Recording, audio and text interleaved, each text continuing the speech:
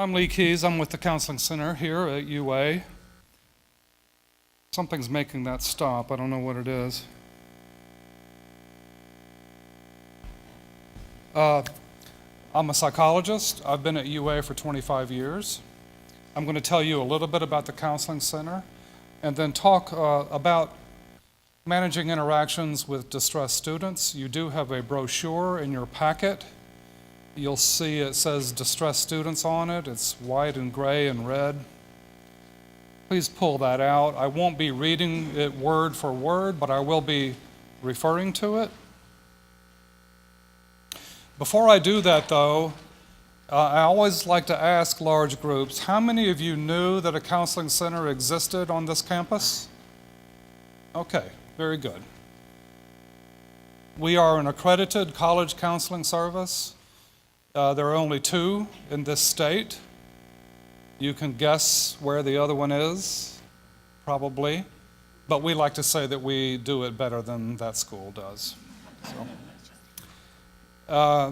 Accreditation is an important part of our work at the Counseling Center. It means that we aspire to a variety of standards. We're always trying to improve what we do and so forth.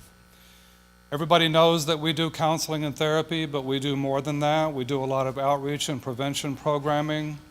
We do consultation service. What that means is that we're available for third parties to contact us. This would mean faculty, staff, all of you, friends who are concerned about a student. We invite you to contact us. You'll see our information there on the slide about where we're located and our phone number. It's the consultation service part of this that I'll talk from today.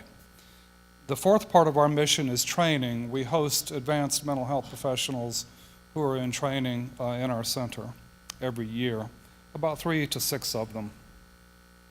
Also want to point out at the bottom of the slide, you'll see a brand new text crisis service. This is a service that anybody in the UA community, you can text BAMA to 741-741 and text with a trained volunteer. That rolled out very late last spring. I do encourage all of you to visit counseling.ua.edu.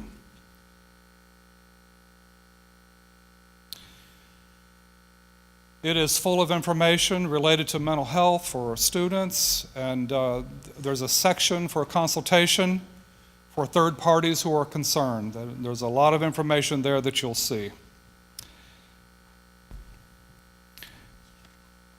It would be very unusual for all of you to get through a full semester and not interact with a student who's in distress.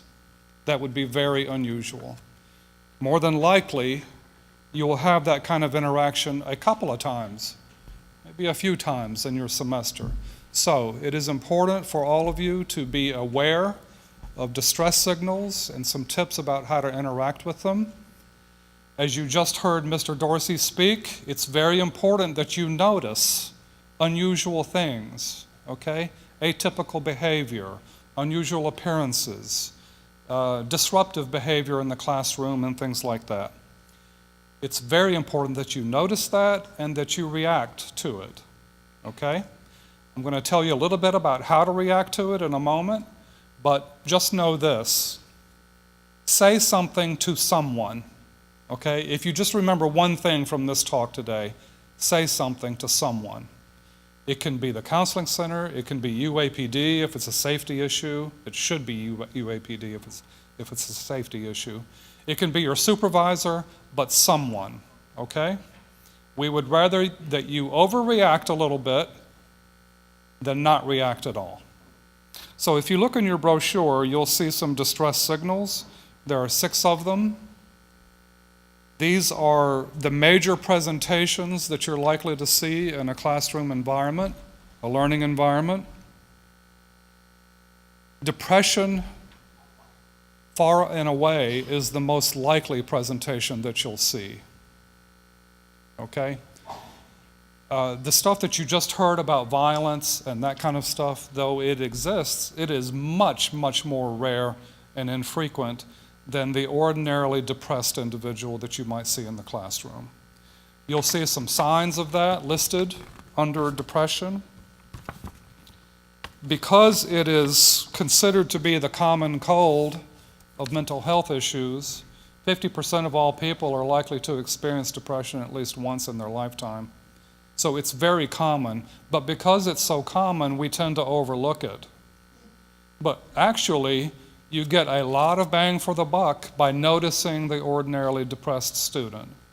If you can notice that, refer them to the help that they can get, you can prevent escalation of issues down the road.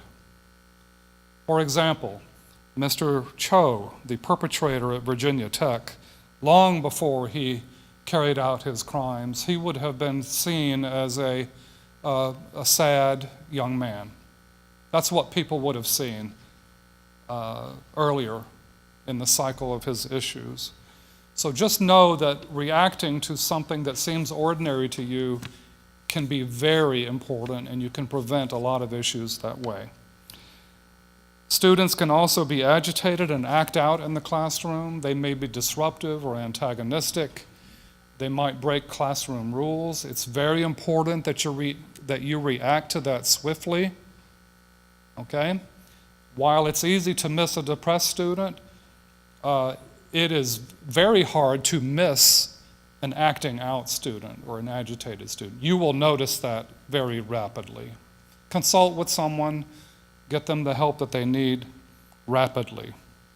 There's a disoriented student. These are students who might seem out of it. Okay? It's not just your ordinary in a fog kind of situation. Disoriented students may not know what day it is. They may not know where they are. Their speech might seem rambling or disconnected or confusing. That's usually the sign of an imminent emergency of some kind. It may not be anything scary. It could be a medical issue. It could be that they have ingested something, alcohol or drugs, a whole range of possibilities. But a disoriented student usually needs a medical response fairly rapidly. Drug and alcohol abuse, like every college campus, that's prevalent here. And again, because it's prevalent, we tend to overlook it or dismiss it. But any interaction that you have with a student who seems intoxicated, and it's during an official educational event or program or service, that's an indication of a problem. And there should be a conversation with that student as well, so that we can prevent other problems down the road. The last two, suicidal thoughts, violence and aggression. Let me just make it simple. Any indication whatsoever of these categories, and you'll see them described for you there, get help. When in doubt, get help. If it seems imminent safety issues, those go to UAPD, 348-5454. If it seems short of that and it just seems like a mental health crisis of some kind, you can call the counseling center, okay? That's day or night, but you can always get the counseling center through UAPD when we're closed. So if you're going to remember one number, you'll never go wrong by calling UAPD, day or night. They will make sure your call gets to the right individual. So a couple of tips about interacting with distressed students. First of all, always be mindful of your own safety. If you're going to meet with a student who's in distress, make sure that others are aware.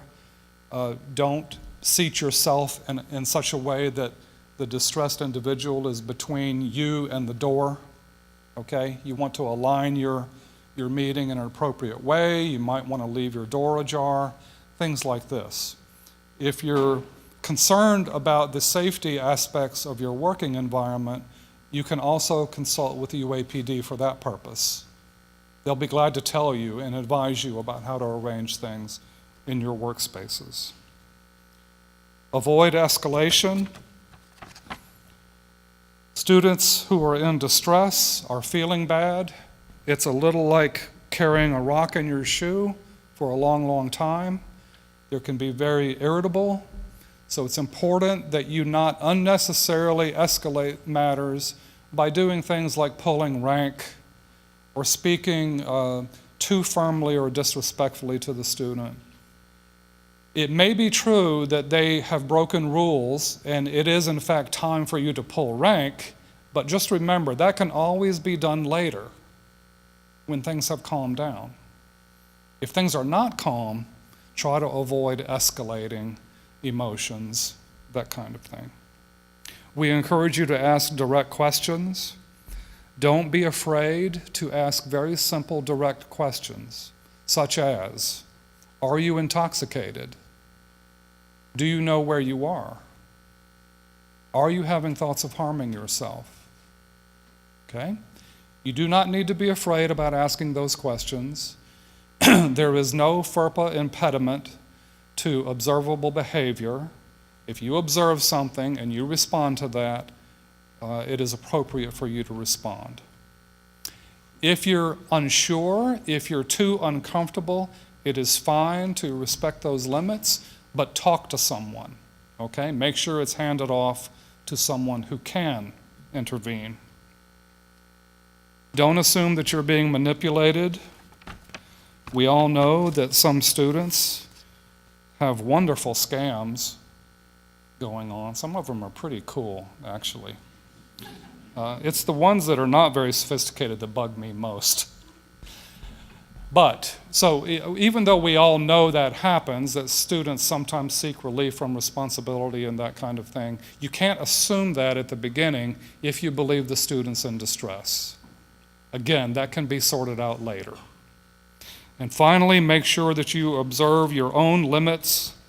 There's a paragraph about that.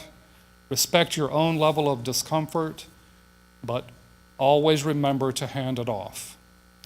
On the back panel, you'll see a list of referral resources. You probably have that in your packet already, but make sure you have that available at all times so that you know who to call. I wish you all a great semester. Thank you.